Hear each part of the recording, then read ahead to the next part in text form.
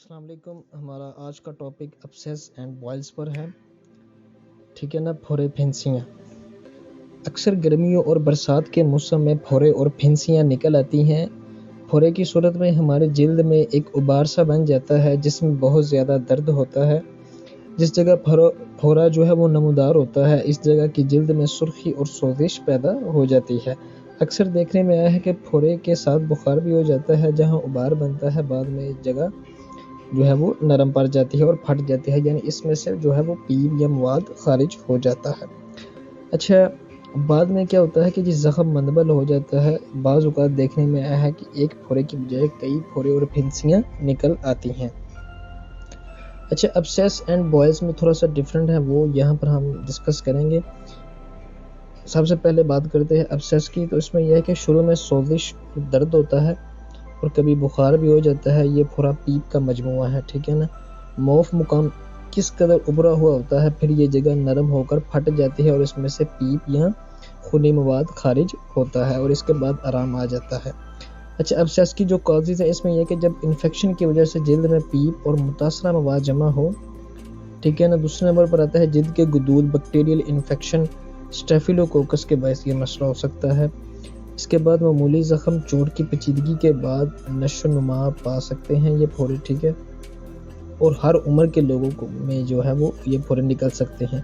اس کے بعد blood stream کے ذریعے انفیکشن کا پھیلنا شدید پیچیدگی کا جو ہے وہ سبب بنتا ہے. خون کی خرابی اس کا ایک جو ہے وہ اہم کاز ہے. انفیکشن مقامی طور پر یا پورے جسم میں جو ہے وہ پھیل سکتا ہے. ابسیس کی جو سمٹمز ہے اس میں یہ ہے کہ جلد پر زخم ہو جاتا ہے، سرخ زخم جس سے پیپ نکل رہی ہو. ٹھیک ہے. مقامی طور پر سوجن اور تکلیف ہوتی ہو. متاثرہ جگہ جو ہے وہ نرم اور گرم ہوتی ہے. ٹھیک ہے. بعض قسم میں بخار اور جو ہے وہ سردی محسوس ہوتی ہے. اس کے بعد ہم بات کرتے ہیں بوائلز کی. اس کو جو ہے وہ بال طور پھنسی بھی کہتے ہیں. شروع میں جو ہے اس میں یہ ہوتا ہے کہ مقام منہ پر جلن سی محسوس ہوتی ہے.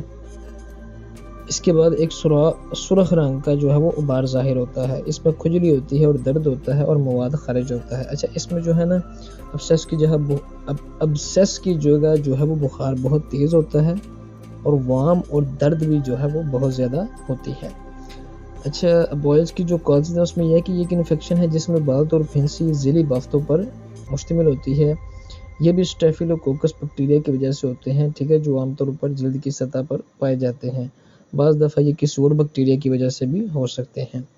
اچھا، بوائلز جو ہیں وہ جسم میں کہیں پر بھی ہو سکتے ہیں، لیکن یہ چہرے، گردن، بلگوں اور کوہلوں اور رانوں پر سب سے زیادہ عام ہے.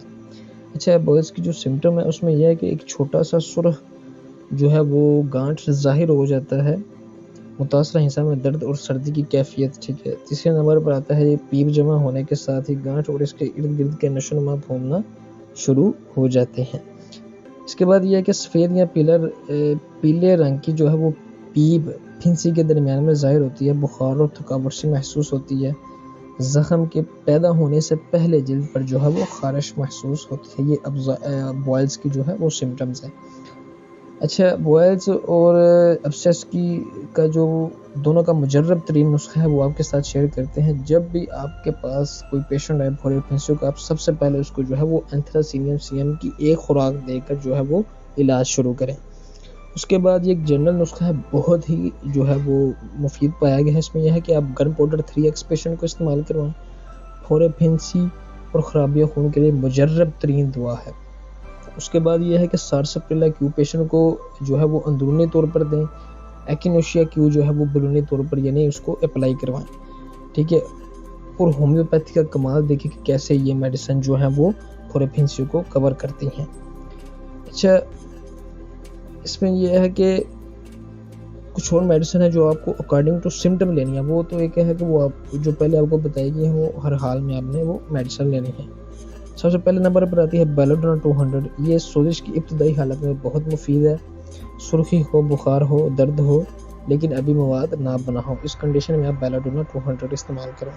ہیپرسول 6x اور 200. ٹھیک ہے. پھورے پھنسی زیکول ہیز ناقابل برداشت درد.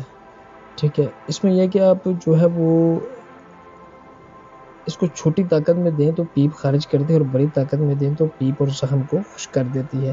اس میں یہ ہے کہ اگر آپ کو یعنی کہ پھر آپ کو نکلا ہے تو اس کو آپ فی الحال ایسے رہنے دیں کیونکہ جسم سے گندگی نکل رہی ہے تو آپ اس کو یہیں پر صرف 6x دیں. لیکن اگر جو ہے وہ معاملہ تھوڑا خراب ہو گیا تو پھر آپ اس کو 200 دے کر کام نپٹا سکتے ہیں.